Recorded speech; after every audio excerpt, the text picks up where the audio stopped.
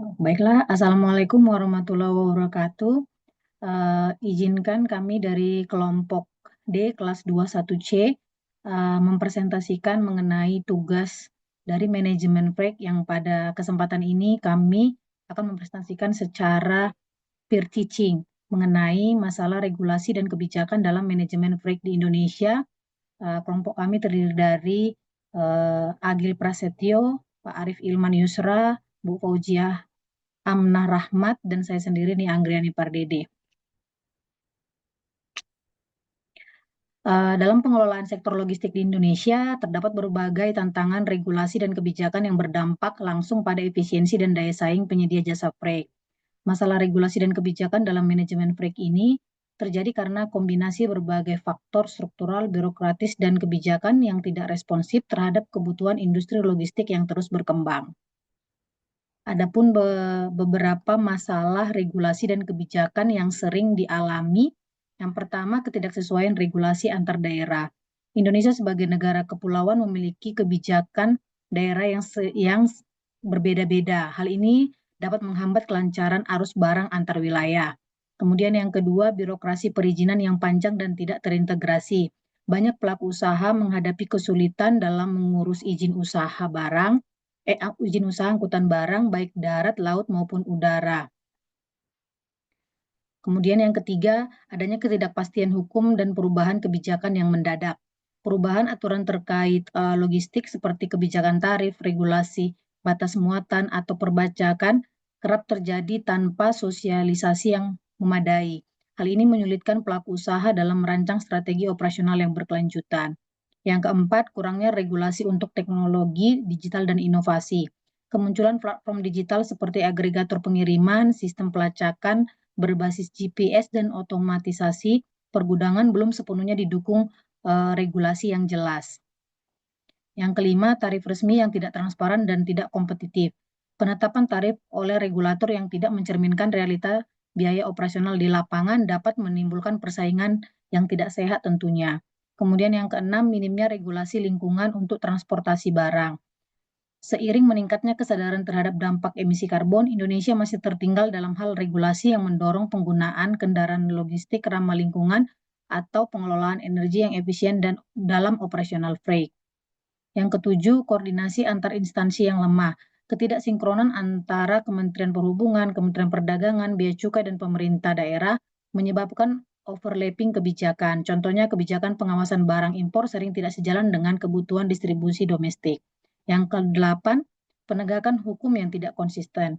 Banyak regulasi yang sebenarnya sudah memadai, namun implementasinya tidak konsisten. Praktik seperti overloading truk, pelanggaran rute, atau pengiriman tanpa kelengkapan dokumen masih sering terjadi akibat lemahnya pengawasan di lapangan. Kesimpulannya, masalah-masalah tersebut menunjukkan perlunya reformasi kebijakan yang menyeluruh dalam manajemen freight di Indonesia dengan tentunya fokus pada digitalisasi layanan, simplifikasi perizinan, dan penguatan koordinasi antar instansi. Demikian presentasi atau paparan mengenai masalah dan kebijakan freight. Jika ada pertanyaan, boleh kita sama-sama sharing. Terima kasih. Oke Mbak Nia, makasih atas pemaparannya Mbak. Izin saya mau bertanya. Mungkin pertanyaan saya, mengapa regulasi logistik di Indonesia cenderung tumpang tindih antar instansi pemerintah Mbak? Terima kasih. Baik, terima kasih Mbak Fauzia. Jadi menurut saya mengapa regulasi logistik Indonesia cenderung tumpang tindih itu karena sektor logistik dikelola oleh banyak lembaga seperti Kementerian Perhubungan, Kementerian Perdagangan, Bea Cukai, Pemda, dan lain-lain, di mana masing-masing memiliki kewenangan yang berbeda, namun tidak selalu berkoordinasi dengan baik sehingga regulasi yang dikeluarkan bisa saling tumpang tindih atau bahkan bertentangan. Misalkan dalam hal perizinan, pengawasan, dan penetapan tarif. Mungkin itu Mbak Fauzia, apakah sudah cukup menjawab? Cukup Mbak, makasih Mbak Nia. Ya, sama-sama. Mungkin ada yang lain? Ya, Mbak Nia, izin dari Arif. Mungkin tadi kan mau bertanya, tadi dijelaskan tentang dukungan dari teknologi ya, Mbak Nia terhadap proyek ini ya. Jadi Ya. eh, mau bertanya, seandainya apa dampaknya dari regulasi yang tidak mendukung perkembangan teknologi dalam sektor proyek ini, Mbak? Oke, baik, makasih Mas Arief. Mungkin menurut saya dampak dari regulasi yang tidak mendukung perkembangan teknologi dalam sektor proyek ini adalah regulasi yang tidak responsif terhadap teknologi dapat menghambat inovasi seperti penggunaan sistem pelacakan digital, otomatisasi pergudangan, dan platform logistik berbasis aplikasi.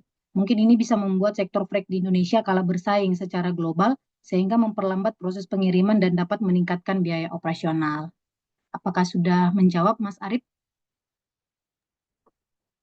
Oh iya, makasih Mbak Nia Ya, jawabannya. sama-sama. Ada lagi, Bapak Ibu semuanya? Sepertinya sudah cukup, Mbak Nia. Baiklah, terima kasih. Mungkin cukup sekian pemaparan saya mengenai masalah regulasi dan kebijakan dalam manajemen proyek. Saya akhiri presentasi pada hari ini. Terima kasih buat waktunya. Sampai berjumpa kembali. Terima kasih. Ya, terima kasih Mbak.